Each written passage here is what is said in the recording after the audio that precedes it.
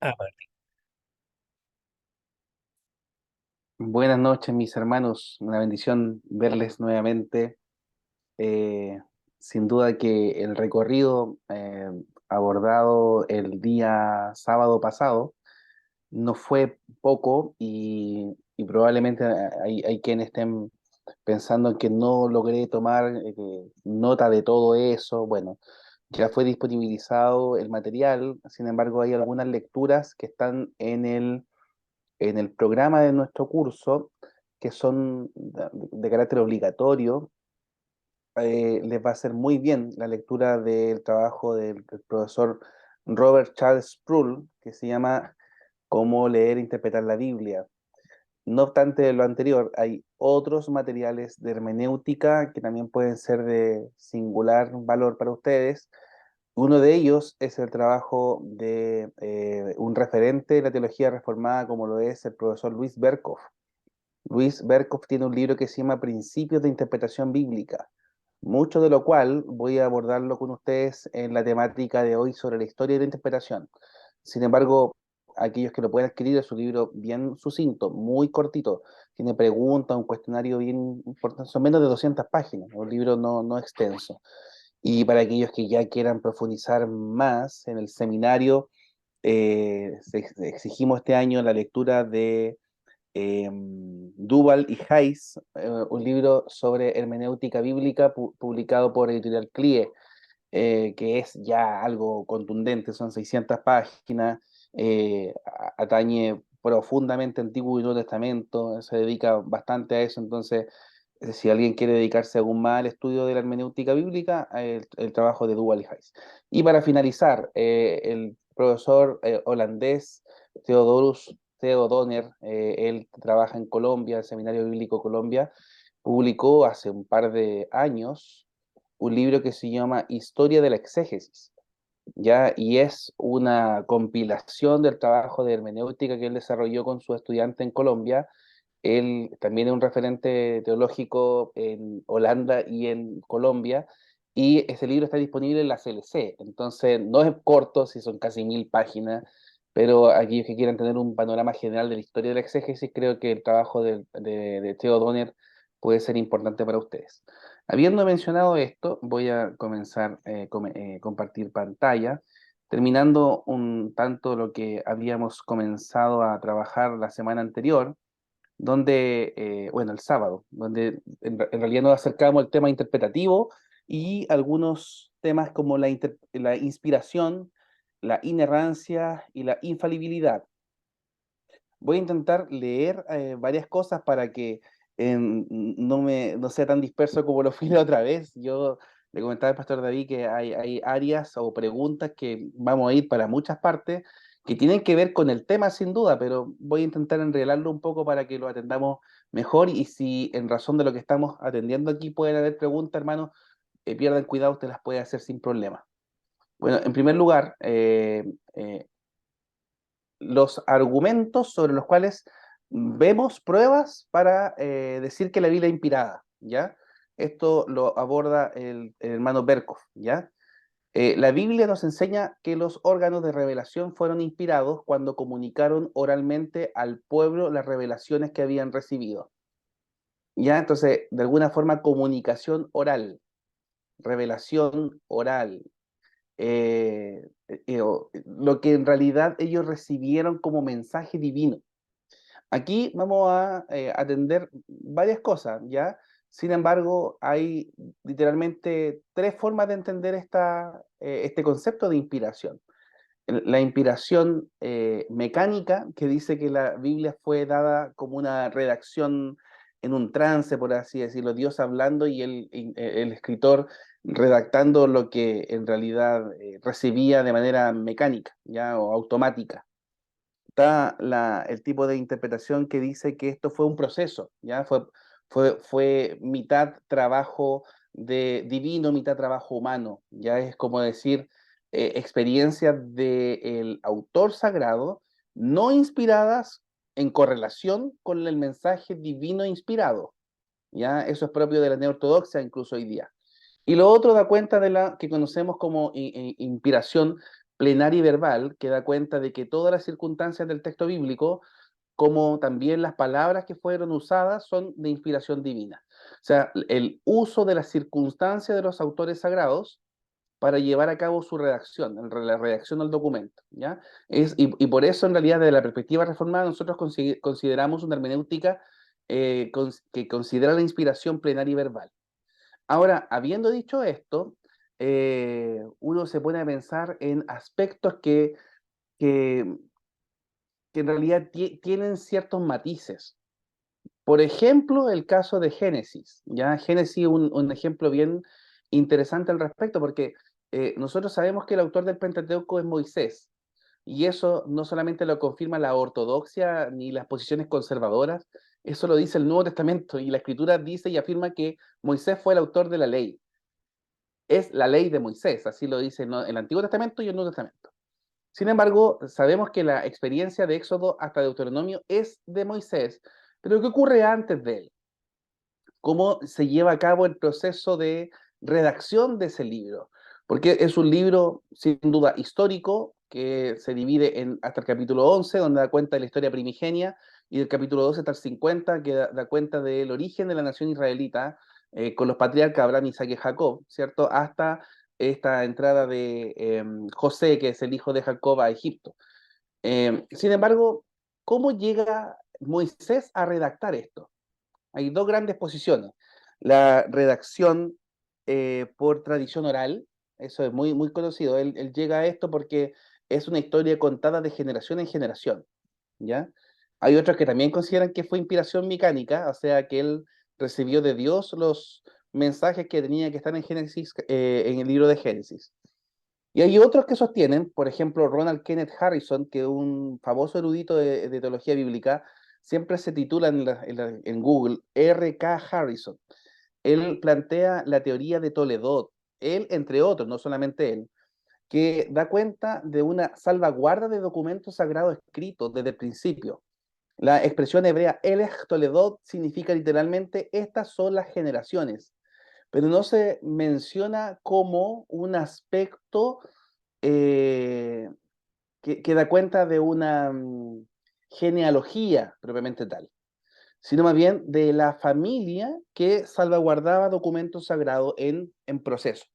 El texto de Génesis habla literalmente de 11 episodios para referirse el Toledot, ¿ya? Y esta teoría tiene primacía en algunas corrientes académicas teológicas. Independiente de que sea la teoría de Toledot, que es tradición escrita, o la teoría de tradición oral, son teorías. Lo que sabemos es que Moisés fue el redactor. Y lo más cercano a esto es un trabajo similar al que lleva a cabo Lucas en la compilación del texto del Evangelio, donde en el capítulo 1, versículos 1 y 2, él da cuenta de que él puso en orden los documentos que le fueron entregados, que él investigó. Por tanto, también da cuenta de un proceso investigativo para llegar a ese fin de redacción. Una idea muy similar a la que pudo haber sido la que llevó a cabo Moisés con el libro de Génesis, completo. ¿Ya? Ahora, avanzando hacia ese lado, las expresiones que la Biblia emplea para describir el estado y función de los profetas son de tal naturaleza que implican una inspiración directa. Por favor, si hay algún voluntario que me ayude con Éxodo capítulo 7, versículo 1. Voy a pedirle a los que los veo en la pantalla, si no les molesta, hermano Claudio, si me ayuda por favor con Éxodo 7:1. Y después voy a pedirle a los demás también que están ahí. Les saludo ahora, en realidad no he visto la cámara todavía, hermano Carlos, a Luis, Benítez, Mauricio, Erika, Abraham, bueno, a todos un abrazo, mis hermanos. ¿Qué Ya, dice Éxodo 7:1, por favor? dice así, Jehová dijo a Moisés, mira, yo te he constituido Dios para Faraón y tu hermano Aarón será tu profeta. Interesante, ¿no? Te constituyo Dios, y eso da cuenta del trabajo del profeta, que literalmente es quien habla por Dios. Los mensajes de Dios, los oráculos divinos son dados a través del profeta Moisés como si fuese la voz de Dios con Faraón. Entonces, el estado y función de los profetas implican una inspiración directa, Dios mismo hablando a través de él. no te preocupes de lo que vas a hablar, no te preocupes, yo pondré palabras en tu boca. Y eso fue lo que ocurrió. Las expresiones, segundo, las expresiones usadas por los profetas muestran claramente que ellos mismos eran conscientes de que se dirigían al pueblo con la palabra de Dios en sus labios. El lenguaje profético dice literalmente, así dijo Jehová o así dice el Señor. El profeta sorprende al lector empezando a hablar como si fuese Dios en varios relatos. Por favor, hermana Marisol, si me ayuda con la lectura de Isaías 3, versículo 4. Y mientras tanto, ganamos tiempo, por favor, Carlos, hermano Carlos, Juan 14, 26, por favor. Hermana Marisol Magaña.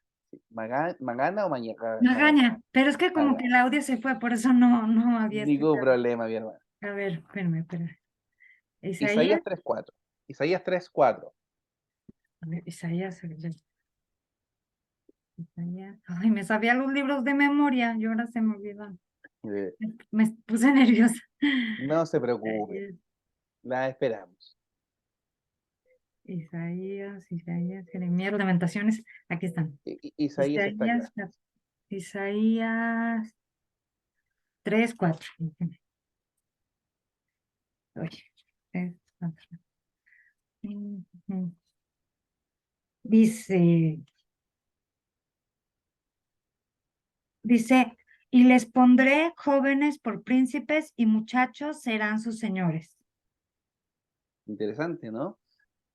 Literalmente príncipes no se refiere a los hijos de los reyes, sino a principales en la nación, personas que pueden ser, que tomen primacía, autoridad en la nación. ¿Ya? Entonces, eso lo dice el profeta como si fuese Dios quien habla por él. ¿Ya? Ujú. La voz profética literalmente da cuenta de que es Dios quien da un mensaje. Es el ejercicio o la labor del profeta. La labor del profeta es quien habla por Dios, distinguiéndolo de la labor sacerdotal, quien es una representación de los hombres delante de Dios. El rol sacerdotal es representar a los hombres delante de Dios. Por eso los sacerdotes son los que ofrecen los sacrificios, porque los sacrificios y el derramamiento de la sangre produce la remisión, ¿ya? O el perdón de los pecados.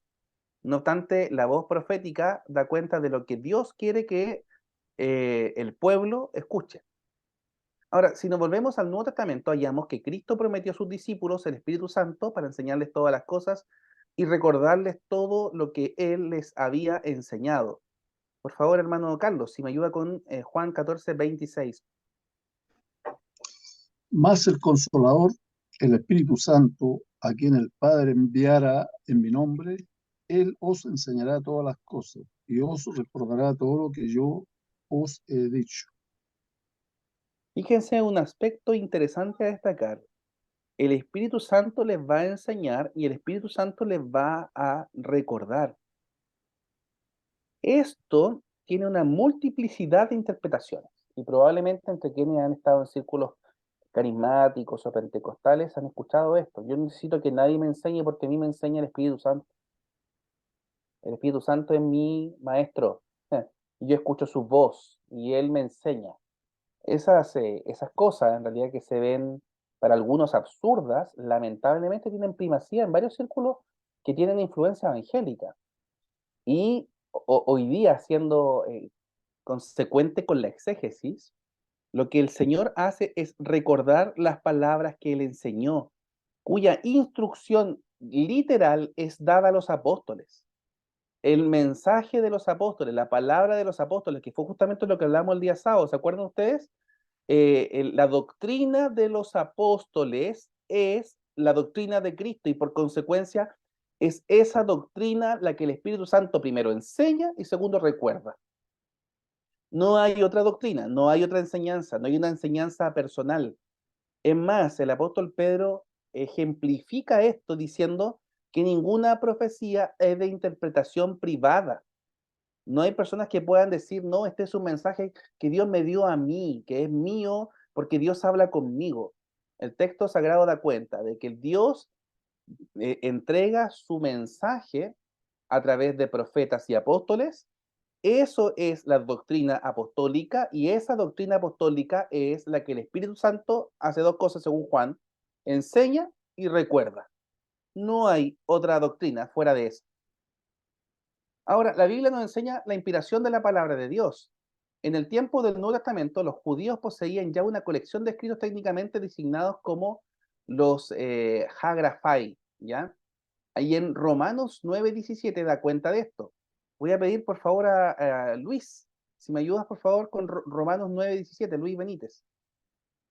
El Nuevo Testamento cita repetidamente este grafé como teniendo autoridad divina. Para Cristo y sus discípulos, una cita de la G grafera o el fin de toda es el fin de todo, era el fin de toda controversia. Perdón. Su escrito era equivalente a Dios dice. Dios diciendo escrito está era lo mismo que decir Dios dice. Y eso lo dice el Señor en varias ocasiones. ¿Qué dice Romanos 9:17, mi hermano, por favor? Dice, porque la escritura le dice al faraón, te he levantado precisamente para mostrar en ti mi poder y para que mi nombre sea proclamado por toda la tierra. Uh-huh. Interesante esa descripción, ¿no?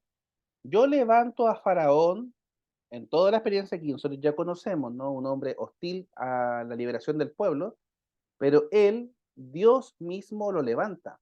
Dios mismo endurece su corazón con el objeto de que sea conocido el poder de Dios y que sea proclamado el nombre del Señor en toda la tierra.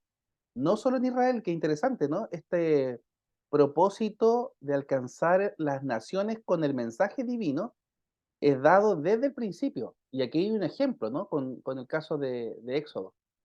El Nuevo Testamento contiene un número de citas del Antiguo en los que se identifica a Dios y la Escritura como autores de lo dicho.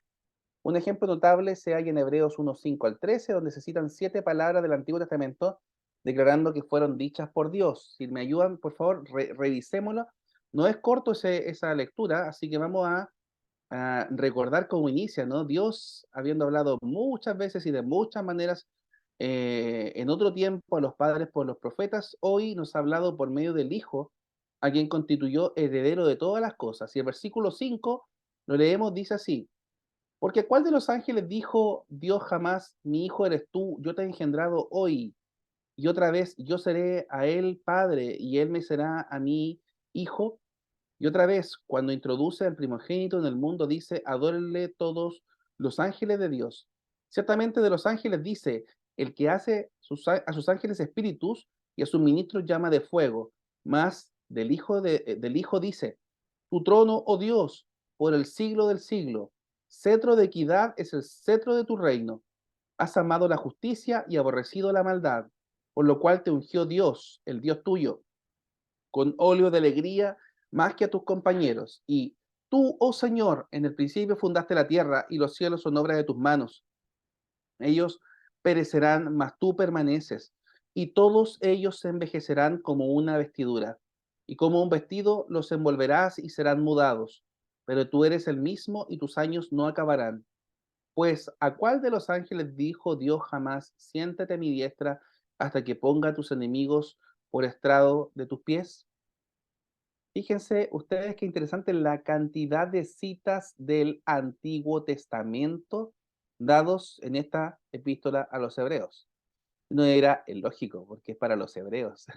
Conocían la lengua, la cultura, conocían las escrituras, o deberían haberlas conocido. Ellos eran muy ignorantes también de la ley, no hay que olvidar de eso.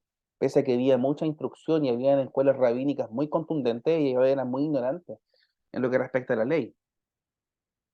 Ahora, el locus classicus es como el foco clásico respecto a la inspiración, se halla en 2 Timoteo 3:16, que siempre debe leerse en compañía con el versículo 15 y 17, ¿cierto? Cuando se refiere a Timoteo, quien desde la niñez había sabido las Sagradas Escrituras, fueron enseñadas por su abuela, ¿cierto? Ahora, 16 dice, toda escritura o toda la escritura es inspirada por Dios y útil para 4 cosas. ¿Lo recordamos? Para enseñar, para redarguir, para corregir y para instruir en justicia. Y el 17 dice, a fin de que el hombre sea perfecto, enteramente preparado para toda buena obra. Algunos aspectos que destacar. Primero, toda la escritura es inspirada por Dios. Pablo, en ese momento, está refiriéndose al texto sagrado que los discípulos del Señor usaban, en este sentido, del Antiguo Testamento. El alcance y la repercusión de las palabras de Pablo son abarcantes al Nuevo, pero Pablo se refiere al Antiguo, en este sentido. Podemos indicar que tanto Pablo como Pedro se refieren a sus epístolas como siendo inspiradas. De esto incluso ya lo mencionamos el sábado anterior. Pero esto no quiere decir que el Pablo esté diciendo aquí que Apocalipsis es inspirado.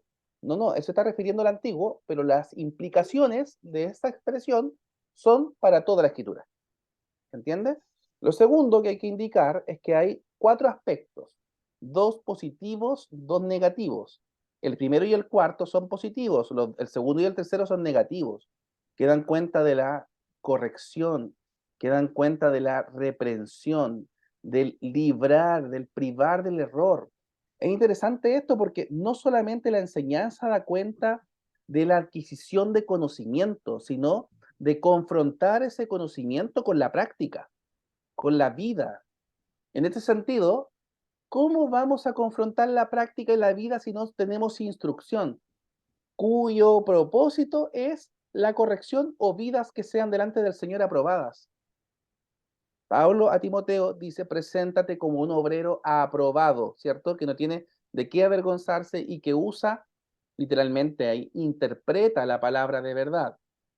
Sin embargo, tanto el segundo y el tercer aspecto, redarguir y corregir, dan cuenta de lo necesario que es para la iglesia del Señor ser privados, ser librados del error. Y esto se da porque somos muy propensos al error. Y eso es porque somos pecadores. ¿Sí? No porque la palabra esté equivocada, no porque la confesión tenga algún error específico en esto, sino más bien porque los que enseñan esa confesión, los que enseñan la palabra y los que viven esa palabra, están sujetos a su pecaminosidad y deben ser corregidos y redarguidos, y para finalmente ser instruidos. Entonces, tanto la enseñanza como la instrucción da cuenta de un aspecto positivo. Y finalmente, no hay perfección, sino es a través de la enseñanza, la actitud que redarguye, que corrige y que instruye desde la Escritura. Cualquier aplicación fuera de la Escritura para hallar perfección espiritualmente en el Señor minimiza el rol de la palabra. Por eso nosotros, como bien decimos como reformados, la Biblia no es una entre otras, sino única regla de fe y de práctica. Y eso es porque la Biblia lo dice, es su propio intérprete. Ya vamos a hablar más adelante acerca de la historia de la interpretación, pero esta expresión analogía de la fe, la Biblia es su propio intérprete, debe ser algo que tome primacía en las corrientes reformadas o en las iglesias que predican el Evangelio fielmente. Entonces, la palabra teleios, palabra griega teleios, cuya traducción es perfección, no da cuenta necesariamente de un aspecto terminado o de alguien que no tenga errores. No es ese tipo de persona a la cual alude la expresión teleios. El que el hombre sea perfecto da cuenta de una dirección hacia algo, un apuntar hacia algo, una visualización hacia ser como el Señor, hacia ser como Cristo. ¿Ya? Gracias, Pastor David. La analogía de la fe, la Biblia es su propio intérprete. Hay una expresión latina más extensa que la vamos a ver más rato, pero se resume así. Analogías fidei, es la Biblia es su propio intérprete. Otro pasaje importante es 2 de Pedro 1, 19 al 21, donde apóstol Pedro aquí asegura a sus lectores que lo que les había sido dado a conocer acerca del poder y la venida del Señor Jesucristo no eran fábulas inventadas, sino palabras de testigos oculares. En otras palabras, dice él en esta expresión, los santos hombres de Dios hablaron siendo inspirados por el Espíritu Santo. ¿Ya? Hace una apología de que el mensaje apostólico es el mensaje divino, a la par. No es expresión humana, no es palabra de hombres, no son palabras interesantes, no son mensajes religiosos importantes, sino más bien es palabra de Dios. Dios inspira a esos santos hombres para que escriban el texto, ¿ya? Y ocupa un lenguaje muy interesante, muchas figuras que ocupa el texto ahí de Pedro, ¿no? Dice literalmente, ¿alguien lo puede leer en realidad? Porque no es corto, son 3 versículos. A los que estoy viendo aquí, hermana Erika Rubilar, si nos ayuda, por favor, con la lectura de 2 de Pedro 1, 19 al 21, por favor.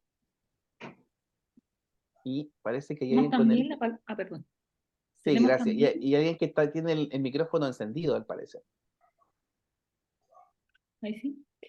Tenemos también la palabra profética más segura, a la cual hacéis bien en estar atentos, como a una antorcha que alumbra el lugar oscuro, hasta que el día esclarezca y el lucero de la mañana salga en vuestros corazones, entendiendo primero esto, que ninguna profecía de la Escritura es de interpretación privada, porque nunca la profecía fue traída por voluntad humana, sino que los santos hombres de Dios hablaron siendo inspirados por el Espíritu Santo. Perfecto. Ese texto, junto con el de 2 Timoteo que acabamos de leer, forman una unión, una mixtura, ¿no? Que da cuenta de que no hay forma de entender la inspiración, sino bien divinamente. Ya no hay palabra humana entremezclada con palabra de Dios, porque aunque sea lenguaje humano, comprensible para los hombres de esa época, como también para nosotros el día de hoy, fue la palabra cuya voluntad de Dios fue manifestada ahí a través de ese mensaje. Y finalmente, 1 Corintios 2, 7 al 13, Pablo se refiere al hecho de que la sabiduría de Dios oculta desde la eternidad y que solo el Espíritu de Dios puede conocer, le había sido revelada a él, y continúa diciendo, lo cual también hablamos no con palabras enseñadas por sabiduría humana, sino con las que enseña el Espíritu. Fíjense ustedes cómo Pablo se refiere a las palabras del mismo y de los apóstoles como palabras que enseña el Espíritu. Uno, en nuestro tiempo, refiriéndose de esa manera a su mensaje, podría ser llamado a sí mismo como una persona orgullosa, como alguien que se vanagloría de su mensaje. Es como el Señor cuando decía, aprended de mí que soy manso y humilde. ¿Quién de nosotros puede decir eso? Hermano, escúchenme a mí, yo soy humilde. O sea, el que se refiere a sí mismo como humilde no tiene nada de humilde. Si el Señor lo dice en serio y de verdad. No podríamos cuestionar esa palabra del mismo, de Dios. Fíjense que algo parecido ocurre con Pablo, ¿no? Nosotros no hablamos con sabiduría humana, sino con las que enseña el Espíritu. O sea, literalmente da cuenta él de una relación interna estrecha, de que el mensaje que ellos entregan, de que las palabras que enseñan son las palabras que el Espíritu enseña. ¿Ya? La Biblia también enseña que la inspiración se extiende a las palabras empleadas por los escritores. ¿Ya? Pablo aquí en 1 Corintios 2 declara enseñar cosas reveladas por el Espíritu y añade no con palabras enseñadas por sabiduría humana, sino con las que enseña el Espíritu. Y cuando el Señor llama a Jeremías para su tarea, le dice, he aquí yo he puesto mis palabras en tu boca. Si Dios tuvo tan especial cuidado en cuanto a las palabras con que Jeremías debía dar su revelación a Israel, es natural presuponer que el mismo cuidado pondría en las palabras por las cuales el profeta se dirigiría de una forma permanente a generaciones futuras. No quiere decir esto que todas las palabras que Jeremías dijo eran inspiradas. Hay que tener un sumo cuidado, mi hermano. Las palabras que forman parte del canon, o sea, el mensaje divino que está en el texto de Jeremías, es inspirado. Pero eso no supone que todas las palabras que Jeremías o que cualquier otro profeta o apóstol dijeron sean inspiradas. Fueron librados del error para la redacción del mensaje que Dios quería que ellos tuvieran. Desde un punto de vista de redacción, no solamente del escrito, porque veremos que el caso de Jeremías es interesante, de Baruch, quien es su redactor, es una especie de un escribano, se le llama, un secretario. En el caso de Silvano o Silas, tiene una particularidad muy similar con la de Jeremías y Baruch con Pablo. Silas y Pablo siempre estaban juntos porque Silas escribía el mensaje que Pablo le dictaba. probablemente, y es muy seguro que en el caso de Pablo por una posible ceguera. Hay algunos que especulan mucho respecto de eso, que nunca se recuperó de haber quedado ciego cuando se encuentra con el Señor en el camino a Damasco. Nunca recuperó bien la vista. El tema está en que ahí es un campo estrictamente especulativo, no sabemos por qué, puede que haya sido muy anciano a la hora de redactar, qué sé yo, o muy a maltraer por causa de la persecución o del maltrato, el martirio de la cárcel. No sabemos, es un campo súper especulativo. Es más, fíjense que cuando el apóstol Pablo se refiere al aguijón de la carne, sobre el cual dice, 3 veces he orado al Señor y el Señor me ha respondido que mi gracia te sea suficiente o que te baste mi gracia, Pablo no da cuenta de ese aguijón. Fíjese qué interesante, no dice en la ceguera, es una cojera, no dice en ningún lado que algunos dicen que era pelado, ¿no? Que era calvo. Tampoco da cuenta. El aguijón, mis hermanos, deja de tener primacía en la expresión del mensaje que utiliza Pablo, sino más bien toma valor esto de la gracia del Señor, con el objeto de que nadie se rasque tanto la cabeza en el siglo XXI pensando en cuál era el aguijón, sino más bien en que aunque vengan tormentas y dificultades, la gracia del Señor nos va a sostener. Eso es lo principal. Bueno, según Juan 10:33, los judíos estaban escandalizados porque Jesús había declarado ser Dios. En su respuesta, Jesús apela a una palabra de la Sagrada Escritura, según Salmo 82:6, donde los jueces del pueblo son llamados dioses y hace notar al mismo tiempo que la Escritura no puede ser abolida, sino que tiene una autoridad, es irrefutable. Ahora, hay muchos textos en la Escritura que dan cuenta de que Jesús es Dios, ¿cierto? Pero nosotros probablemente vayamos a revisar el de Juan capítulo 1 completo, ¿cierto? Y el versículo 14 como mayor énfasis, vimos su gloria como la del unigénito del Padre, lleno de gracia y de verdad. Pero el apóstol Pablo, en una ocasión, literalmente, en toda la Biblia, inclusive las que son del Nuevo Mundo, de los testigos de Jehová, el apóstol Pablo hay un versículo que da cuenta literalmente que Jesús es Dios. No sé si lo han leído alguna vez. Hay uno donde literalmente Pablo dice Jesús es Dios. ¿Alguien se recuerda cuál es? Que no se llega a esa deducción, porque uno dice Juan 1:1, claro, en el principio era el verbo estaba con Dios, el verbo era Dios. Y el 14, y el verbo se hizo carne, bueno, obviamente que ese verbo era Dios. Eh, hay un versículo fuera de Juan 1:1. Alguien que lo note ahí. Romanos, a ver quién puso algo aquí. Eso va a estar David. Romanos 9:5. ¿Alguien lo puede? Hermano Ricardo, si me ayuda con la lectura, por favor. Hermano Ricardo Meneses, Romanos 9:5, por favor. En la versión Reina Valera sí puede, si no, en la otra no va. En la NBI o la que tenga. Ah, Reina Valera, hermano Ricardo. 5, 9:5. ¿De quiénes son los patriarcas y de los cuales carne vino Jesucristo, el cual es Dios sobre todas las cosas, bendito por los siglos? Amén. Perfecto. Aquí da cuenta de una historia, ¿cierto? Y Pablo dice, de los patriarcas vino Cristo, el cual es Dios con mayúscula ahí, ¿cierto? Bendito por los siglos. Amén. Gálatas 3:16, Pablo funda todo su argumento en el uso de un singular en vez de un plural, y este argumento del apóstol ha sido atacado sobre la base de que la palabra hebrea a la cual se refiere no puede ser usada en el plural para referirse a la posteridad, como en el caso de Génesis 13, versículos 15. En honor al tiempo, hermano, vamos a avanzar un poquito más rápido. Y los temas para comentar ustedes los van a poder hacer en otra actividad, toda vez que pese a que hay harto contenido, voy a intentar resumir un poquito. Yo quiero saber si hasta aquí hay alguna pregunta, mis hermanos. ¿Hay algo que decir?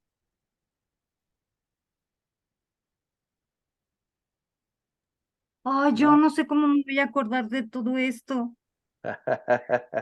Bien, mi hermana, va a estar todo esto grabado, Ay, así que no se preocupe. pero yo Lo lo vamos- quiero, yo me lo quiero acordar para poder decirle a toda la gente y poder dar testimonio y, ay, no, yo cómo le voy a hacer. Y es que es mucho. Pero bueno, el Espíritu Santo me iluminará. Amén. Bueno, no Doctor, logro. sí, Si alguien va a hablar, sí. eh, algo que dijo de los carismáticos en un principio. Sí. Quiero formular una pregunta, pero no recuerdo muy bien que dijo algo sobre los carismáticos, sobre la... Me refería a los pentecostales y carismáticos. Sí, Ah, claro, que en esas corrientes cristianas dan cuenta algunos de ellos, no todos, hay algunos que son más llanos a la sola escritura, pero dan cuenta de mensajes divinos recibidos a ellos mismos. Esta expresión Dios me ah, dijo, Dios me habló. ya me acordé de la pregunta, ya. Cuando ellos, por ejemplo, utilizan el tema como de los dones espirituales, como profético, por decirlo así, Ujú. y ellos dicen, así dice el Señor, y en medio de la iglesia utilizan esas palabras, así como, así dice el Señor, y empiezan a profetizar y bla, bla, bla. Eso porque tienen como una interpretación errada de la escritura frente a los dones espirituales. Sin duda, pero da para mucho, ¿ah? Aquí continuismo y cesacionismo es el tema, en realidad. Hay un muy buen escritor, creo que dio un material para lectura, que es el hermano doctor Augusto Nicodemus, quien dice algo con lo que yo me identifico mucho. Para los cesacionistas, yo soy un continuista, y para los continuistas yo soy un cesacionista, dando cuenta de que eh, nosotros pensamos de que el mover de Dios sigue vigente el día de hoy, pero eso no significa eh, desconsiderar que solo es palabra de Dios lo que está en la escritura. Entonces, si nosotros decimos Dios habla hoy, es a través de la palabra, no a través de un mensaje o un oráculo recibido de manera personal. No es como nosotros hoy día estamos recibiendo nuevas revelaciones para decir a la iglesia respecto de lo que tiene y no tiene que hacer. Así dice el Señor, ¿no? A ver, si nosotros consideramos que la sola escritura es palabra de Dios y damos cuenta de que es verídico ese mensaje supuestamente profético de alguien hoy, no es suficiente la escritura, ¿ya? O no es toda la escritura inspirada porque hay otras inspiraciones posteriores. Por eso debemos distinguir de inspiración la expresión iluminación, que es la capacidad de comprender la palabra y de enseñar la palabra al día de hoy. Pero no hay nuevas inspiraciones. Dios nos sigue inspirando su palabra. Su palabra ya fue inspirada y lo que nosotros tenemos que hacer es enseñar dicha palabra. Entonces, Dios sigue obrando en los corazones, Dios sigue haciendo obra milagrosa. Pero respecto de dones, por ejemplo, lo que usted está preguntando, mi hermana, eh, si los dones de sanidad fueron muy, muy usados en la iglesia del primer siglo, eh, entendemos que era un asunto propio de una vida eclesial sin escritura. Ya habían palabras de los profetas del Antiguo Testamento, se enseñaban por partes, pero el canon no había sido acabado ni terminado, y eran necesarios esos dones milagrosos para que ocurrieran. No digo que no haya sanidades hoy, Dios puede seguir haciendo sanidades hoy, pero por ejemplo, el don de sanidad en alguien como don yo no sé si alguien lo tendrá. Y por eso digo, Dios continúa haciendo milagros hoy, Dios continúa haciendo sanidades hoy, pero ese hermano o hermana que dice tener un don de sanidad, el mejor lugar para desarrollar su don es en el hospital, porque ahí están los enfermos. Y así sucesivamente. Y el don de las lenguas, por ejemplo, es otro tema. Ahora, eso da para mucho, mis hermanos, pero el don de las lenguas es propio también para discutirlo en el contexto misional, ¿no? O de anunciar el evangelio a otras latitudes, a otras personas. Bien, ¿puedo continuar el siguiente material? Oh, perdón, no lo guardé. Dame un segundito. Déjeme guardarlo primero porque después se me va a perder. Historia.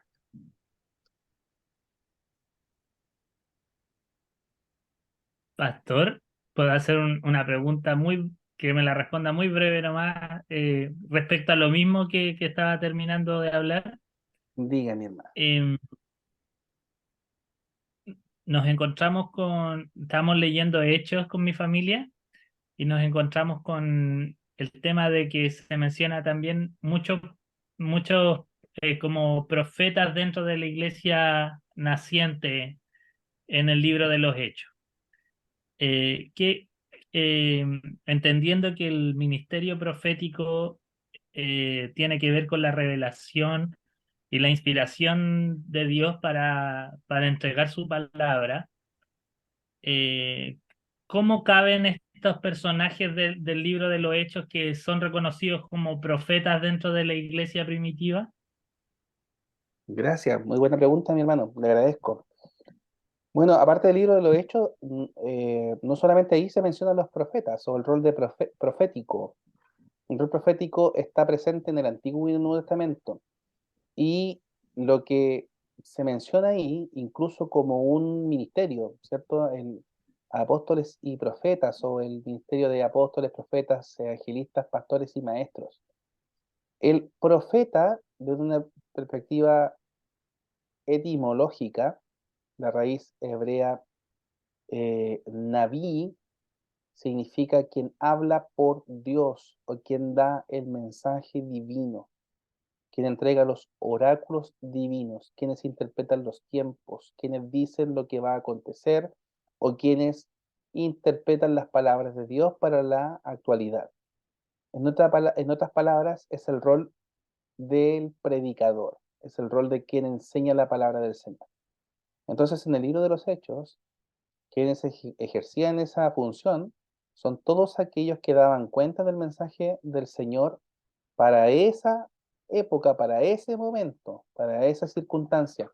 Fíjense ustedes que no es propio del lenguaje del libro de los Hechos dar cuenta de pastores o maestros, con algunas excepciones, como por ejemplo el capítulo 13, versículo 5, 1 al 5, cuando da cuenta de esta salida de Pablo y Bernabé.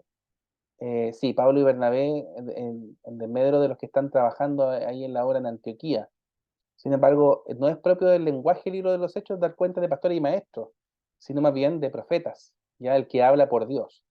Distinto de el que percibe o vislumbra el futuro, porque la noción nuestra es que el que sabe lo que va a venir es un profeta.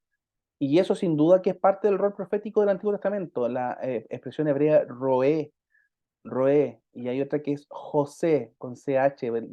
Los anglosajones ocupan la CH como una voz gutural. No es José, es José. Y José también puede significar vidente, o aquel que tiene una visión de lo que va a acontecer. A diferencia de Naví, que es profeta, el vidente ejerce un rol pasivo. En cambio, el profeta ejerce un rol activo. Él interactúa con la nación, él interactúa con el mensaje, él enseña el mensaje, que es palabra del Señor, pero participa de la circunstancia. A diferencia de un vidente que es quien recibe el oráculo, quien recibe la visión y la entrega después al pueblo. Ahora, en el libro de los Hechos se da cuenta de quién entrega el mensaje del Señor. Las escuelas proféticas del día de hoy, para mí, son los seminarios teológicos, que forman líderes que enseñan la palabra del Señor, ¿ya? Y por eso, independiente de que no le llamamos profeta, quien ejerce la labor profética es el predicador del domingo. Quien ejerce la labor profética es el predicador dominical, quien enseña al pueblo de Dios su palabra, su santa palabra, ¿ya? Y eso desde la etimología, ¿ya? Naví, quien habla por Dios. Espero haber respondido su pregunta, hermano Abraham. Muchas gracias, pastor. Bueno, historia de la interpretación hebrea, luego de la Edad Media y luego de la Reforma. Así que vamos a intentar cómo hacerlo en media hora, veamos 1500 años de historia. ¿Ya? Yo voy a intentar, hermano, hacer el milagro. Ahora, no fui yo, obviamente, el que fue a investigar a Erasmo de Rotterdam, que vamos a ver ahora, o Teodoro de Mopsuestia, que vamos a mencionar. El hermano Luis Berco hizo el trabajo, yo en realidad lo que hice fue leer el libro 3 veces y compilar el material que me parecía interesante para ustedes en esta hora, ¿ya? Entonces, en primer lugar, ¿cómo se da en el principio? En los judíos. Están los de Palestina, están los de Alejandría, están los de Antioquía, ¿ya? Están los de Occidente, ¿ya? ¿Y qué tienen en común los judíos? Obviamente, un acercamiento al texto hebreo, a la palabra, al texto sagrado, conocido también por nosotros como la Tanaj. Independiente que hay una corriente hebrea, que eran los esenios, que solo abrazaban el Pentateuco samaritano. Ellos desconsideraban como inspiración divina las otras partes de la escritura hebrea, como la profética y los escritos, las profetas y los escritos. Los esenios en realidad solamente tenían y usaban el Pentateuco samaritano. Recordando algo de lo que mencioné la semana anterior, ¿se acuerdan ustedes que habían 4 fuentes del Antiguo Testamento que son autoridad? El texto proto-masorético, el texto del Pentateuco samaritano, el Targum y finalmente la Septuaginta, también escrita como LXX. Los judíos de Palestina tenían un profundo respeto a la Biblia como palabra infalible de Dios.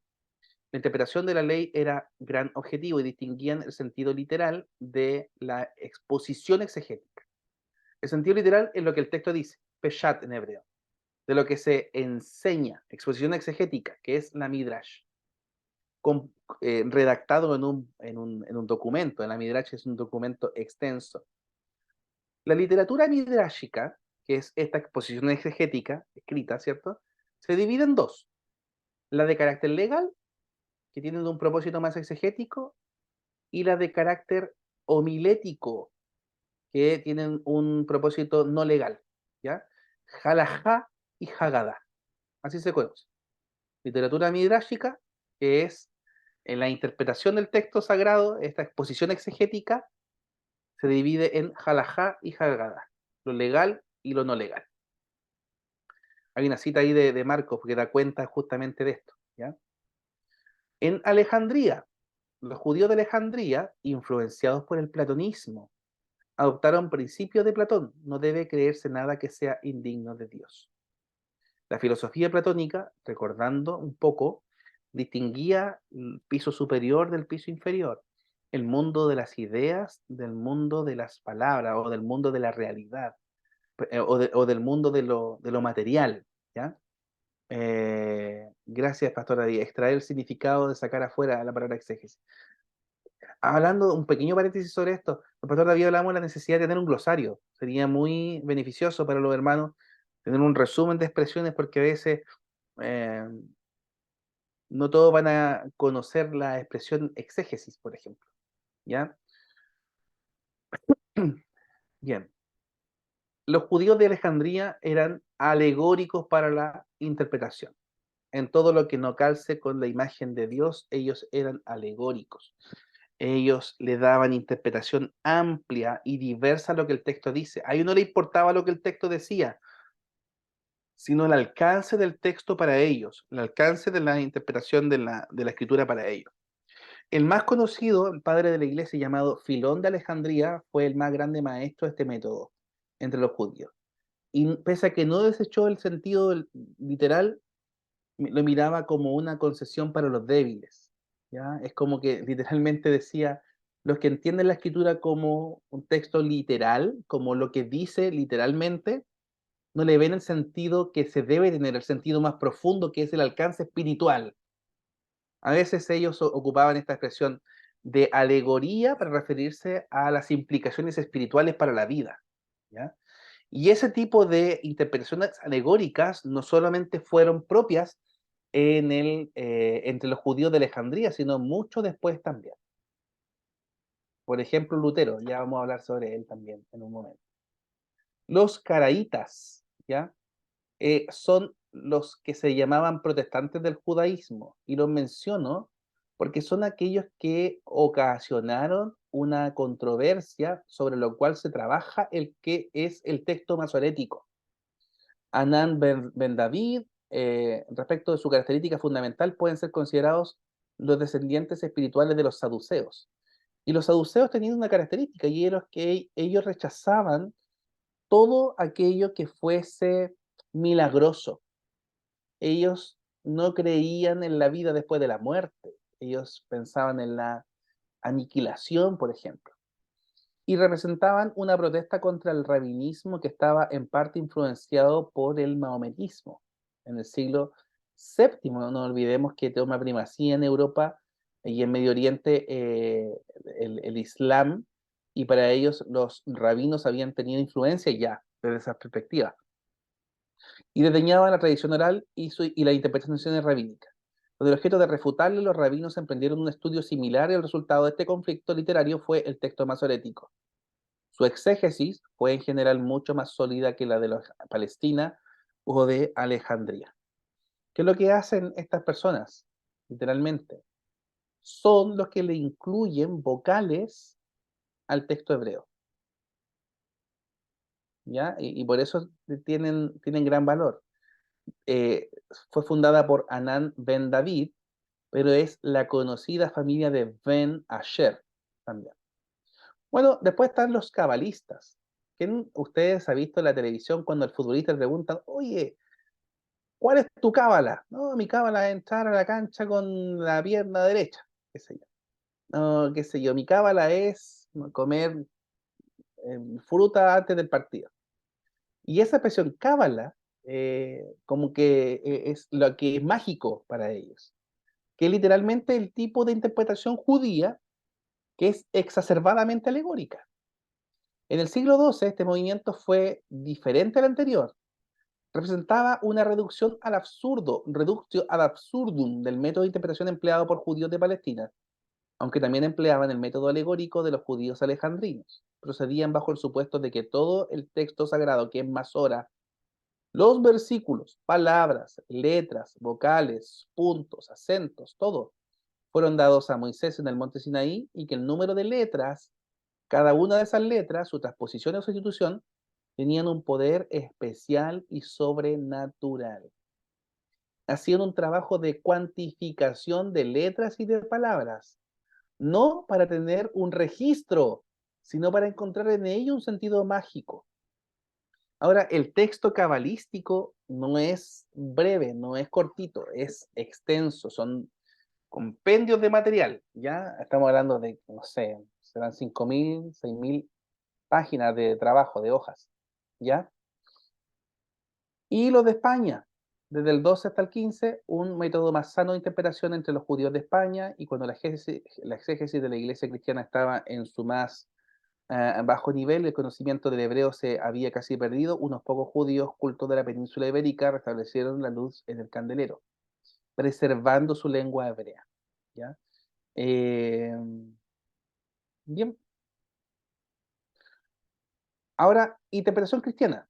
Vamos a recordar primero que es la época patrística, luego la Edad Media, para después terminar con la Reforma y la Contrarreforma.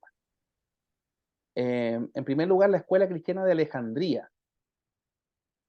Esto se da con fuerza en el siglo III. Alejandría, recordamos nosotros, un centro cultural donde la religión judía y la filosofía griega tenían una mixtura, convergieron, se influyeron mutuamente, y la filosofía platónica tenía primacía. Es por eso que se dice que los textos alejandrinos, o los textos que estaban en la biblioteca de Alejandría, habían sido influidos por la filosofía platónica, que quitaba de todo divinidad del Señor y pronunciaba mayormente su humanidad, ¿ya? Minimizaba el rol divino de Cristo y realzaba su característica humana. El método natural para armonizar la religión y la filosofía fue la interpretación alegórica, debido a que los filósofos paganos, estoicos, ya habían estado aplicando por mucho tiempo este método en la interpretación de Homero. Y Filón, el que ya hablamos hace un ratito, se dio a este método el peso de su autoridad, reduciéndolo al sistema, y lo aplicó a las narraciones que eran incluso más sencillas. Otros representantes fueron Clemente de Alejandría y Orígenes. Ellos consideraron la Biblia como palabra inspirada de Dios en un sentido estricto, pero reconocían el sentido literal de la Biblia y un sentido alegórico, ya que era el que mayormente tomaba primacía en Alejandría. Creían que la palabra de Dios era inspirada, creían que el texto sagrado era literalmente inspirado, pero encontraban el sentido más profundo en la interpretación alegórica o lo que es espiritual. Más que las palabras literalmente que decían, es cómo encontramos a Cristo, cómo encontramos la verdad del Espíritu Santo a través de la aplicación de ese texto a nosotros. Eso es una interpretación alegórica. Clemente de Alejandría fue el primero en aplicar el método alegórico a la interpretación del Nuevo Testamento, y así como también del Antiguo. Propuso un principio de que toda la escritura debe ser entendida alegóricamente. Según él, el sentido literal solo puede proporcionar una fe elemental, mientras que el alegórico conduce al verdadero conocimiento. Orígenes siguió después, lo superó en cultura, lo superó en influencia, fue el más importante teólogo de Alejandría e hizo un trabajo excepcional en crítica textual, y dice, como intérprete, Gilbert dice, como intérprete ilustró el tipo alejandrino de exégesis del modo más extenso y sistemático, ¿ya? Yendo más allá entonces ahora con Antioquía. Primero tenemos Alejandría, ahora tenemos Antioquía. Los nombres interesantes aquí. Doroteo y Lucio fueron los fundadores a fines del siglo III. Ya el más grande monumento consiste en sus dos ilustres discípulos, que son Teodoro de Mopsuestia y Juan Crisóstomo, el boca del león. Dice, Teodoro mantenía puntos de vista más bien liberales respecto de la Biblia, mientras que Juan la consideraba en todas sus partes como la palabra de Dios infalible. Sí, para Teodoro la escritura tenía un foco más intelectual y dogmático, para el segundo era más espiritual y más práctico, ¿ya? Bueno, es por eso que Teodoro fue llamado el exégeta y Juan Crisóstomo fue llamado boca de oro, por ser un elocuente predicador, ¿ya? No solo atribuyeron gran valor al sentido literal de la Biblia, sino que consistentemente repudiaron el método alegórico de interpretación. Ahora en Occidente viene algo interesante, a diferencia de los primeros, que son Alejandría y Antioquía. Alejandría alegórico, Antioquía literal. Se da en Occidente una primacía de la autoridad eclesial a la par o después en consecuencia por sobre la escritura, ¿ya? Es lo que viene a sentar las bases de una conducta papista, ¿ya? Su rasgo más característico, la autoridad de la tradición y de la Iglesia en la interpretación de la Biblia. La enseñanza de la Iglesia se le atribuyó valor normativo en la esfera de la exégesis. Este tipo de exégesis fue representada por Hilario y Ambrosio, pero mayormente por Jerónimo y Agustín de Hipona, ¿ya?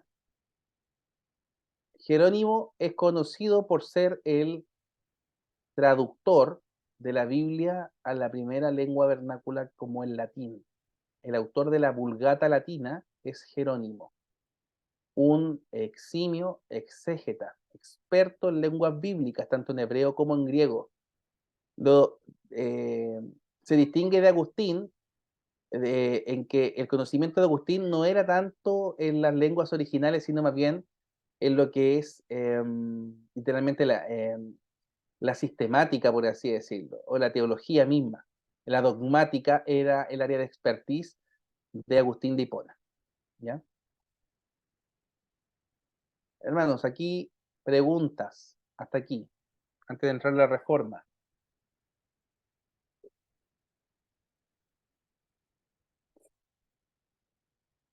No, solo decir que está súper increíble. Está súper, súper increíble todo esto. Me encanta estudiarlo. Y me encanta, y lo está, me gusta. Muchas gracias por el tiempo y por el esfuerzo en dar el estudio. Nada más. Gracias, hermana Marisol. Porque tengo que ser breve. Hermano, Gracias, mi hermano. hermano Sebastián, Sí, hermana Karen, después hermano Ricardo. Sí, hermana Karen, dale nomás. Sí, lo que pasa es que mi consulta es porque en el texto, cuando estaba hablando de los caraitas, y sobre el texto masotérico y todo eso, dijo en una parte que son los que incluyen las vocales al texto hebreo. Pero ahí me perdí sobre cuál es la importancia de que haya incluido vocales al texto hebreo. No entendí mucho esa parte. Gracias.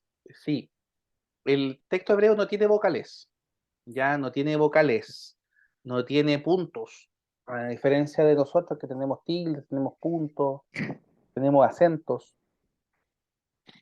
Los judíos originalmente leían por tradición, entonces la forma en que pronunciaban era de generación en generación. El trabajo masorético del siglo V al octavo consistía justamente en esto, en agregar rayitas y puntitos que son identificables a la hora de leer una vocal, porque no todos iban a seguir una tradición oral. Fíjense que incluso hasta el siglo XII y el XV estuvo perdida la lengua hebrea. Y en España vino una escuela rabínica que trajo primacía a la lengua, a recordar el idioma. Sin embargo, si no hubiésemos tenido las vocales, hoy día incluso sería casi imposible enseñar hebreo en los seminarios, porque ninguno de nosotros tiene la lengua hebrea como lengua materna, entonces no tendríamos cómo enseñarla. Gracias a Dios tenemos ese trabajo de las rayitas y los puntitos que le digo yo para que sea gráfico, ¿no? De poder leer vocales, ¿ya? Y los puntos. Eso es mi hermana. Hermano Ricardo y luego hermano Pedro Pablo Leiva. Gracias, pastor. Buenas noches, hermanos. Buenas noches, pastores. Mi consulta es respecto, digamos, de la escuela de Alejandría y Antioquía. ¿En qué formato leían las escrituras ellos, digamos, como para con cierta autoridad, digamos, criticar o hablar de- eran no en el formato que la tenemos hoy en día, obviamente. Formato asumo que se refiere como al documento mismo. Exactamente. Sí, bueno, recordemos que el papel se inventa en China hace, creo que 1000 años antes de Cristo, pero el uso se diversificó con mucha posterioridad. El texto que utilizaban o el tipo de documento que utilizaban los rabinos y las escuelas rabínicas eran más bien vitelas, pergaminos, algunas tablillas de arcilla o de piedra eh, y fundamentalmente el papiro, que es una hoja que nace a orillas del río Nilo en Egipto.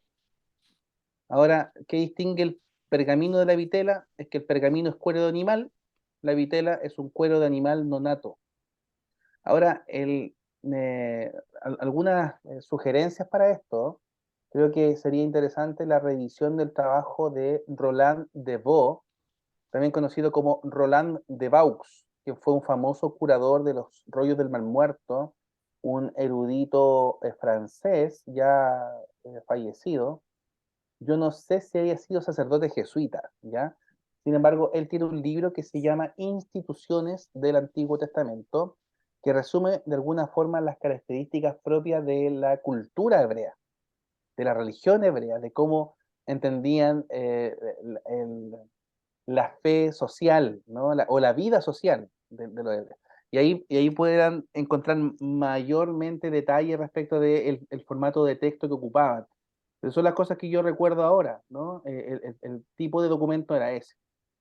Pero, perdón, pastor, pero en ningún caso, digamos, en ningún caso estaban separados capítulos por versículos, o sea, Ah, era no, no, sí, a eso, digamos, me refería un poco con buen, respecto, buen punto. no solamente al material en el que estaba escrito, sino que obviamente no tenían los escritos como los tenemos hoy en día, que obviamente fue mucho posteriormente. Ellos leían, digamos, todo de corrido prácticamente, para poder hacer Justamente. un análisis, me imagino. Sí, ahora bien, el trabajo de los masoretas fue justamente incluyendo vocales y puntos, poniendo una expresión que se llama sof asok, que son 2 puntos que se ponen al final de cada versículo.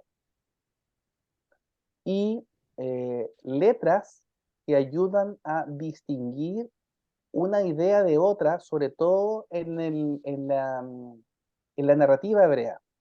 Que son 2 letras hebreas que se ocupan para esto, la sigma de griego, la samej y la fe en hebreo. ¿Ya? Literalmente lo que hacen es desclasificar ideas. Ahora, eso ayudó muchísimo a la exégesis porque en realidad, pese a que no habían capítulos y versículos, sino recién hasta el siglo XII, en los capítulos, y hasta el siglo XV o XVI, 1500 y algo,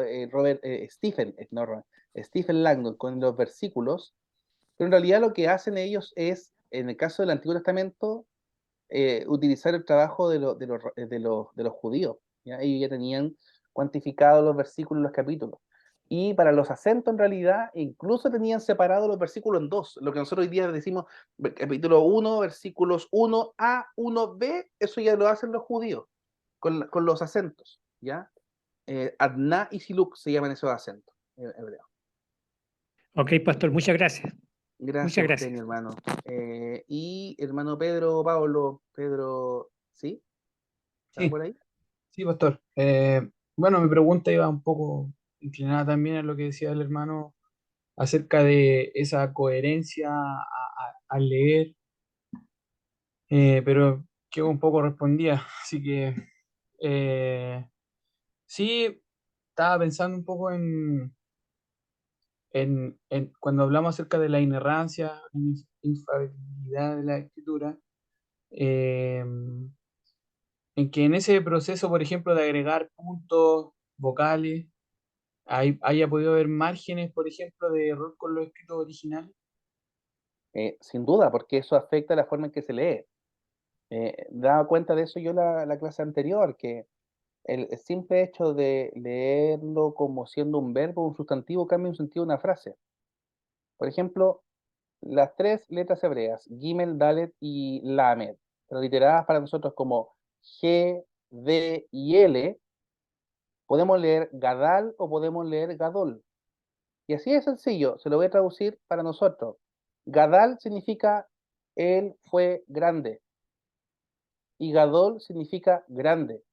Gadol es un adjetivo, Gadal es un verbo. Y es como los hebreos no tenían vocales, a la hora de incluirse en una vocal se hace en razón de una tradición oral o de una tradición en la lectura. Ahora bien, gracias al Señor tuvimos ese trabajo porque tenemos acceso a eso. Pero el texto librado del error, reiteramos, es el texto inspirado, el texto original. No es el aporte de los masoretas, no es la traducción a las lenguas comunes nuestras. Eso no quita en ningún sentido el valor de decir texto sagrado, porque podemos decir hoy día con mucha seguridad que el texto masorético que nosotros utilizamos en el hebreo bíblico con vocales incluidas es la palabra del Señor. No quita el peso del valor de inspiración divina ese documento. Pero hacemos esa distinción claramente. La escuela rabínica de Ben Asher no hacen su trabajo de puntos y comas o de vocales con inspiración divina. Pero sin duda que el Señor lo usa para hacer ese trabajo, para que nosotros nos beneficie hoy día el trabajo exegético. Pastor David, tiene ahí la palabra. Gracias. Solamente uniendo un poquito las cosas, los textos masoréticos corresponden a un trabajo que incluso se realiza durante la era cristiana, en el contexto judío, pero es un trabajo incluso relativamente reciente, hasta el siglo XIX. Y el gran auge, por decirlo así, está más cercano al siglo XIX que los primeros siglos de nuestra era. Y la tarea de estos estudiosos, de estos masoretas, tenía que ver justamente con un esfuerzo para preservar la fidelidad de los textos. Es decir, expertos de escuela rabínica reunidos para poder hacer un esfuerzo por la interpretación más exacta posible e incluso poner señales y marcas para que esa traducción se mantenga en el tiempo en las sucesivas copias.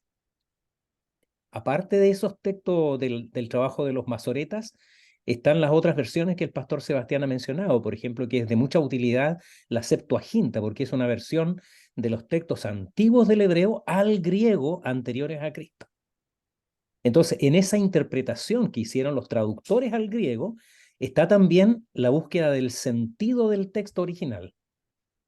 Y por último, está también los textos que se llamaban, que en este momento a lo mejor Pastor Sebastián me recuerda, pero que eran textos de la lectura, los targúmenes, que eran una lectura oral que se hacía en las sinagogas o en las reuniones rabínicas mientras estaban en el exilio, y que también correspondía a una interpretación. Entonces, todas esas fuentes ayudan justamente a que nosotros tengamos hoy día un texto que podríamos decir muy confiable, a pesar de la posibilidad de errores, porque son traducciones humanas, inevitablemente. Gracias, pastor. Hermano Sebastián. Sí, pastor, mi duda va en el sentido de, bueno, estos textos masoréticos, entendiendo que son judíos los que, de una escuela judía en el fondo, tiene que ver con la traducción del Antiguo Testamento. Ahora, no sé si escuché por ahí respecto, o lo habré leído, respecto de cómo ellos interpretaban las profecías respecto de Cristo y cómo estas escuelas lo interpretaron y cómo lo llegan a interpretar hoy quizá un judío no cristiano. Si hay alguna influencia aquí, si hay algo que se trastocó, eso, a modo general, no tengo idea cómo interpretan a Cristo en el fondo en el Antiguo Testamento ellos.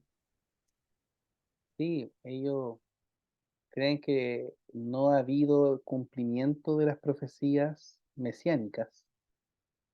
Creen en las profecías mesiánicas como teniendo una aplicación literal, ¿no? Un liberador eh, con poderío militar, ¿no? Que los libere de alguna aflicción. Eh, no ocurrió para ellos con la ¿cómo se le llama a esto que vivieron en la Segunda Guerra Mundial? Tiene un nombre. En el Holocausto. No lo tuvieron en el Holocausto, no lo tuvieron en el primer siglo con esta persecución y esta subordinación del parte del Imperio Romano. Antes de eso, los griegos. Sin duda que hubo tendencias de creer que líderes políticos en Israel podían tener esa autoridad, como el caso de Judas Macabeo en el siglo II antes de Cristo, quien fue, que literalmente contrarrestó toda esta influencia helénica en Israel, que sacrifica incluso animales, ¿ya? En el templo, cerdo en el templo, con el caso de Antíoco Epífanes, muy conocido también. Y para ellos, ninguno de ellos fue ese Mesías porque no los libertó de la esclavitud, ¿ya? Esa es la forma en realidad. Ellos consideran que no tiene aplicabilidad todavía porque no se ha cumplido esa profecía. Para ellos Jesús era un interesante profeta, pero el hecho de la muerte en la cruz, para ellos le quita para todo valor, ¿ya? Para los judíos. Y para los musulmanes que tienen mucha influencia, ¿no? El Islam en las corrientes rabínicas del siglo VIII, ellos consideran que el que murió en la cruz no fue Jesús, para ellos fue Judas el que murió en la cruz. Trastocan la historia, ¿ya? Por eso es digno de destacar, ¿ya? Ellos no creen en la historicidad de la resurrección y tampoco algunos de ellos de la crucifixión. Hermana Eva, tenía la mano levantada. Sí, pastor, yo quería solo hacer una consulta respecto a los masoretas porque leí por ahí que la forma en que se hicieron estas revisiones minuciosas era tratando de encontrar la cantidad más mínima de errores en las traducciones o logrando que el texto bíblico no transformara o tergiversara la doctrina. Entonces se dice, o pude leer ahí, que decía que los masoretas, el trabajo de ellos fue el más fabuloso debido a que es el que tuvo menos cantidad de errores en esta transformación. ¿Es así? Justamente, mi hermana. Sí, el texto masorético es el hasta el día de hoy conocido como el más confiable para nosotros.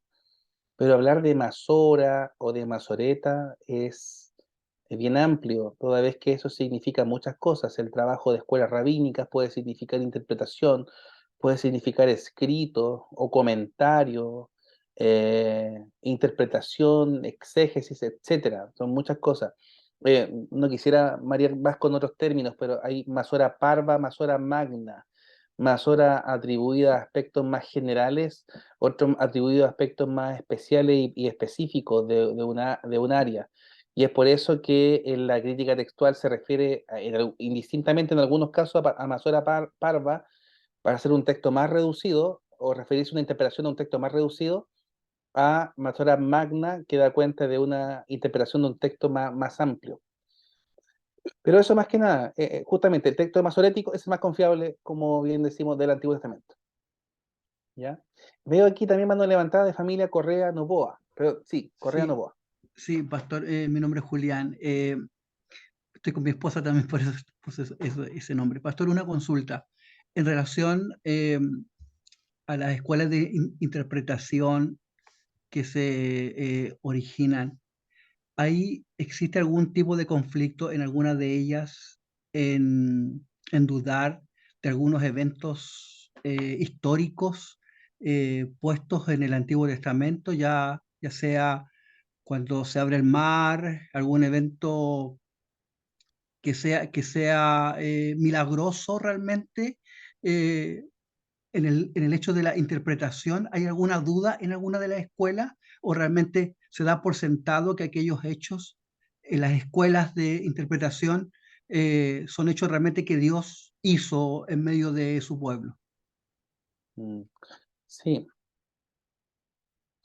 el hecho de dudar de los aspectos sobrenaturales o milagrosos, eso es propio de los que siguen la corriente judía conocida como los saduceos, ¿ya?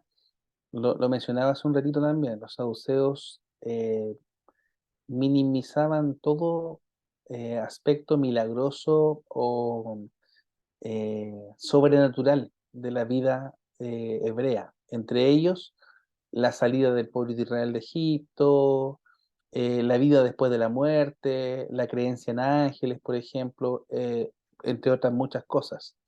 Eran estrictos en la lectura, pero eran exacerbadamente eh, eh, literalmente más aristotélicos que platónicos. Ellos consideraban que lo único real era lo que ellos podían ver, lo que estaba sujeto a sus sentidos, ¿ya?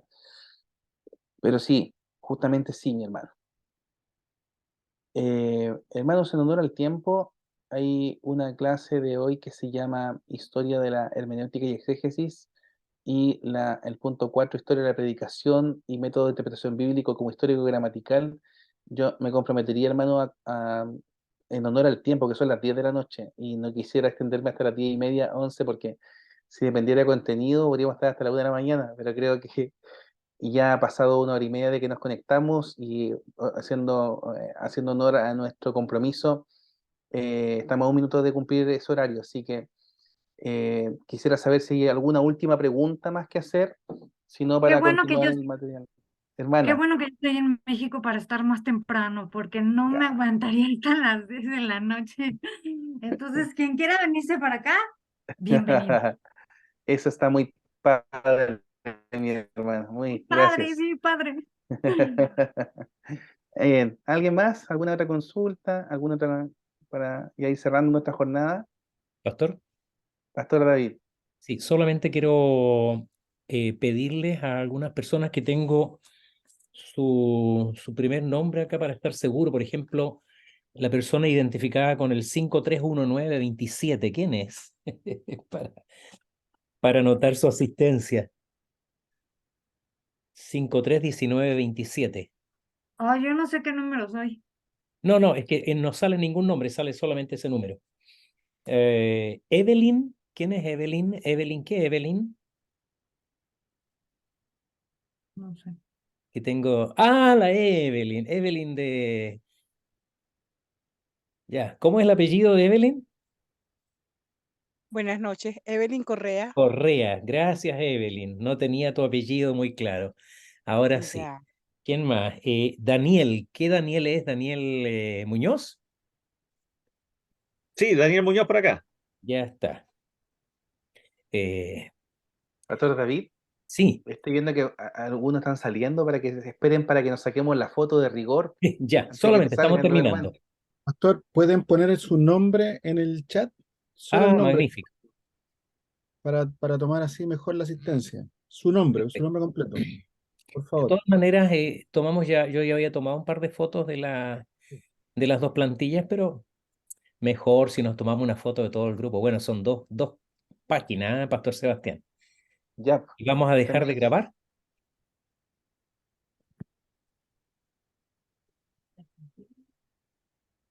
Me había olvidado de ese detalle. buen punto ese.